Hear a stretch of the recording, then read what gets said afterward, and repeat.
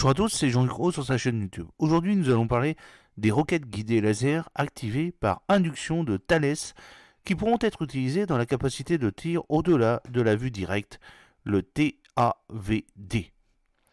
Grâce aux travaux du projet de technologie de défense, étude d'une capacité de tir direct et tir au-delà de la vue directe de la roquette de 68 mm intégrée sur un porteur terrestre financé par la DGA, Thales LAS VTS France a éprouvé une nouvelle capacité de tir au-delà de la vue directe, TAVD ou BBLOS, pour Broad Line and Sight, avec ses roquettes guidées laser RGL de 68 mm activées par induction. Pour réaliser son tir, le soldat utilisera les coordonnées de la cible lors d'une première phase, avant que le guidage laser ne prenne le relais à mi-course. Ce nouveau moyen de ciblage sur coordonnées permettra l'intégration des roquettes à induction sur de nouveaux porteurs. Thales est fier de franchir un nouveau cap en validant les phases de test pour les tirs de roquettes sur coordonnées. Cette technologie, mise en œuvre lors d'une démonstration air-sol-sol-sol, sera un atout considérable pour les forces. Pour la première fois, une technologie de tir au-delà de la vue directe est développée et éprouvée par des essais en situation réelle sur des roquettes de 68 mm. L'innovation apportée par Thales réside dans un guidage laser terminal permettant une précision accrue dans l'utilisation de cette munition en deux phases.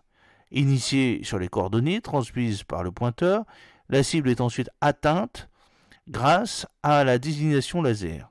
En vol, les mouvements et la trajectoire de la roquette sont connus à tout moment grâce à une centrale inertielle embarquée.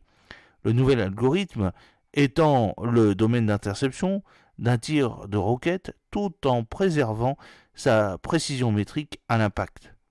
Grâce à cette nouvelle technologie, le domaine d'interception de la roquette a été multiplié par 100, passant de moins de 1 km² à plusieurs dizaines de km², apportant un avantage tactique et stratégique considérable à tout moment et en tout milieu, tout en limitant l'exposition des forces à l'ennemi.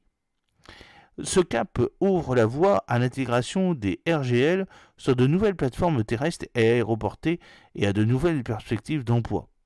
Au-delà des nouvelles capacités de guidage, les RGL présentent un système à induction permettant une rapidité de chargement, un haut niveau de fiabilité et notamment des possibilités d'emploi sans éjecter et impliquant une moindre maintenance. Le système permet entre autres de fournir à la roquette les informations nécessaires à la réussite au tir avant la séparation du lanceur. Le succès de ces tests démontre la capacité de Thales à apporter aux forces armées tout l'avantage tactique et stratégique dont elle a besoin. Basée sur la roquette guidée laser développée par Thales, cette capacité de tir au-delà de la vue directe permettra aux forces de gagner en sécurité tout en renforçant la manœuvrabilité. Éric Normand, vice-président de l'activité véhicule et système tactique de chez Thales. Ci-dessous, vous avez accès, grâce aux commentaires, à une petite vidéo qui montre la simplicité et la rapidité de chargement des roquettes de 68 mm activées par le système à induction sans fil et sans connecteur par rapport à un système de roquettes 70 mm conventionnel où là, le chargement des munitions s'effectue en totale sécurité. De plus, les roquettes sont muratisées, c'est-à-dire munitions à risque atténué et insensibles au rayonnement électromagnétique certifié DRAM Blue OTAN. Ce qui est fortement utile lorsque ces munitions sont embarquées sur des navires qui peuvent conserver l'utilisation de leur radar dans les phases de chargement dans les lance-roquettes par exemple.